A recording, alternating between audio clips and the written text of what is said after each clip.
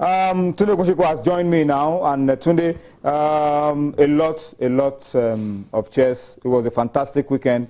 I beg your pardon, a fantastic week of chess, and I mean the final move that concluded the killer. The killer move is been trending on social media all week. Exactly. Wow. Okay, let's start with a lot of issues from the domestic scene. Well, before we end with the killer move.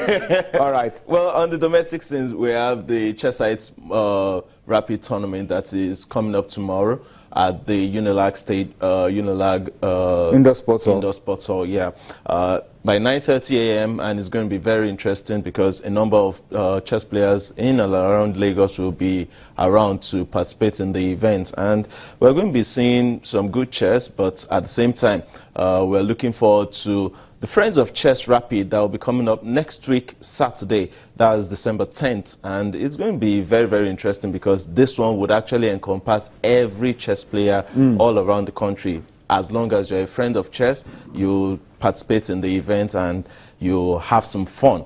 It's going to be very interesting in the female section because the female have guaranteed prizes of about 100,000 in total, probably higher than the male prizes, first of its kind. And it's so the women are earning more. Well, for this particular event, so we're going to see how it goes. It's going to be very, very interesting. And then the Maxton Blitz grand finale would also be coming up on the 17th of this month, and it's going to be hosting the top players in each of the months that were participated in, and it's going to be very, very good to see who eventually emerges the grand winner of the Maxton Blitz tournament. And going now to Africa, we are currently having the Africa Junior Chess Championship that is ongoing in Tunisia. Okay. And at the same time, we have the Africa Chess Lounge International Master Norm event that is also ongoing in South Africa. With the Africa Junior Chess Champion, the South Africa event on your screen there is very, very interesting considering one of our top players, 19-year-old Daniel Anwuli, is also participating in the event. Yeah, trying to get his final. How is he coping? Well, not so well at the moment, but hopefully he'll start picking up. Yeah, in the final few rounds, and it's going to be very, very good to see him bag the that's him. That's him there by your left. Yes, it's going to be very interesting to see him come out with some good points at the end of the day. But at the same time, well, we'll always hope for the best for the young lad. Meanwhile, in Africa, the FIDE Women's Grand Prix. Well, before the FIDE Women's Grand Prix, we have the Africa Junior Chess Championship ongoing right now in Tunisia, where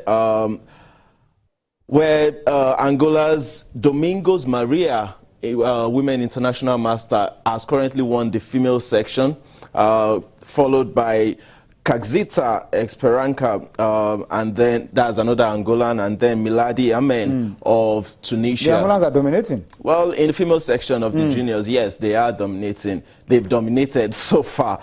But then in the male section, we have Aguila Cristiano of Uganda, of Angola, actually coming second at the moment, awaiting the final round of the event. Okay, we'll pause. Tunde, we'll pause. But when we return from this break, we'll talk about the FIDE Women Grand Prix and the World Championship. Exactly. All right, so join us again. We'll be right back.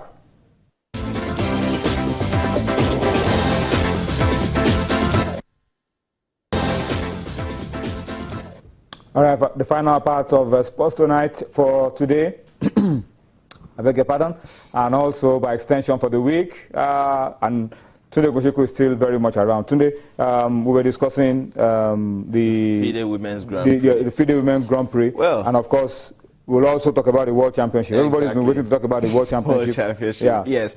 Well, the female Women Grand Prix was eventually won by the lady on your screen, China's Zhu Wenjun.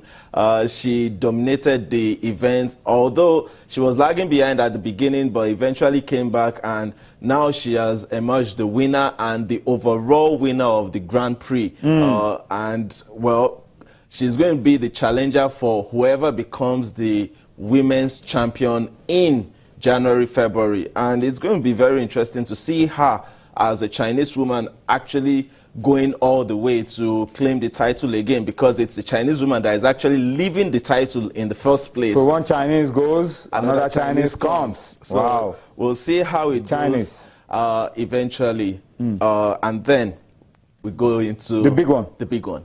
Let's talk about it. The World Chess Championship. The World Chess Championship very was intense, very competitive. Very intense, very competitive. Grandmaster. That's it. Look, what this. Yeah.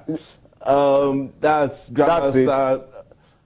Was this where the magic move came? No, it came in way later. Way later, okay. Yes, way this later. was the beginning when there was a lot of struggle. Exactly. And it was finding it difficult to cope. But Kayakin actually did very well, proved himself and ensured that he gave the world champion a run for his money. He actually said at the beginning of the tournament that Grandmaster Magnus Carlsen must play the game of his life to ensure that he wins the championship. And he did, and he has won the championship. And now he retains the title, aiming for that 7th run in the World Chess Championship match. All right. Interestingly, I'm told that this is also where we have to wrap it up with our magic move on the program tonight. Queen H6. Thank you. Yeah. Queen H6. Thank you so much for all that you've been able to do. We'll see you again next week. By God. And of course, we'll see you again next week as well. Enjoy your weekend. Enjoy the rest of the night. Thank you, and bye-bye.